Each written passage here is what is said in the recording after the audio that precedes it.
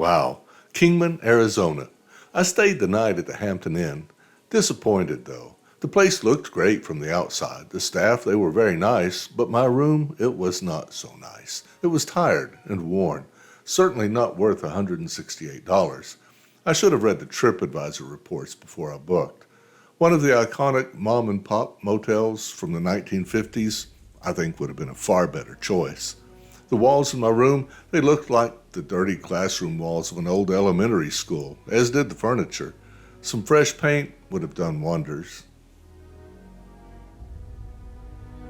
Anyway, to get to Oatman, you leave Kingman by taking the old State Highway 66 west.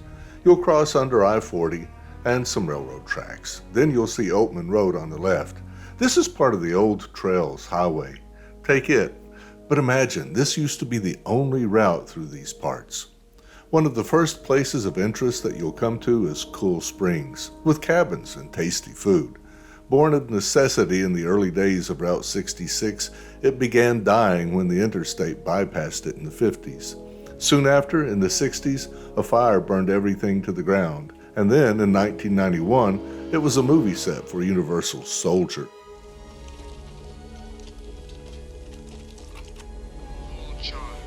Okay, guys, move in. Full charge.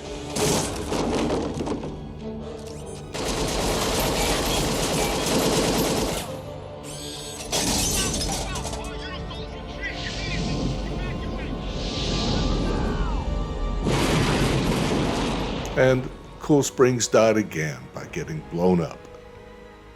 So today, basically, it's a museum and tourist trap, complete with Route 66 souvenirs, fossils, crystals, and a bunch of old cars and trucks.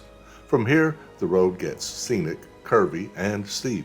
I saw a couple of cars, but the wild burros were more frequent. Usually, they were just around a blind curve in groups of 4 or 5. If you take this route, use caution.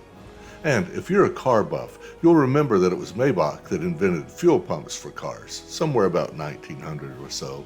In 1926, when they put Route 66 through these mountains, most cars, like the popular Ford Model T at the time, they didn't have fuel pumps yet. They relied on gravity feed. Problem? This mountain road was so steep in places that the gas would actually drain backwards from the carburetor and back into the gas tank. The only solution at that time was to drive the car backwards, up windy, curvy roads with steep drop-offs. Many people actually paid the locals to drive their cars backwards up these mountain roads, tow it. And just a note, if you have an RV, vehicles over 40 feet are prohibited on this road for good reason. But this makes you wonder why, doesn't it? Why didn't the engineers just avoid the Black Mountains altogether and follow the road south to Yucca? The answer seems to be simply gold. Johnny Moss, he gets the credit for discovering gold in the Black Mountains in about 1863.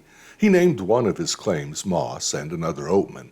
The story of the Indians and the Oatman family massacre of 1851 was still very fresh at the time. But the harsh terrain and the lack of access kept exploration of the area limited until the railroad arrived nearby in 1883. Then, in 1902, another prospector discovered gold again and ended up selling his claim to the Vivian Mining Company. And the town that grew up mines was named Vivian. Some ways after Cool Springs, about mile marker 30 or 31 maybe, you'll come to a very sharp curve and notice that there are some primitive steps which seem to go nowhere. There are no signs to mark what these ruins go to, but if you're able, get out of the car and climb the stairs. You'll be rewarded with a natural spring that was dammed up and made into a fishbowl during the 1930s when the road was built. This road is littered with scenic vistas. It's beautiful, and no doubt, many parts of Route 66 were the inspiration for Disney's animation, Cars, like this view near Sightgraves Pass, and the wild burros of Oatman, represented by these tractors. And as for RV parking in Oatman, well, good luck. You're not going to find it. Fortunately, though, there is plenty of BLM boondocking land available nearby, like this Primo site with a view at Sightgraves Pass. Get this site if you can.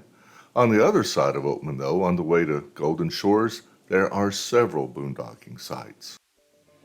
In 1915, there was another big gold strike, and the town was renamed Oatman.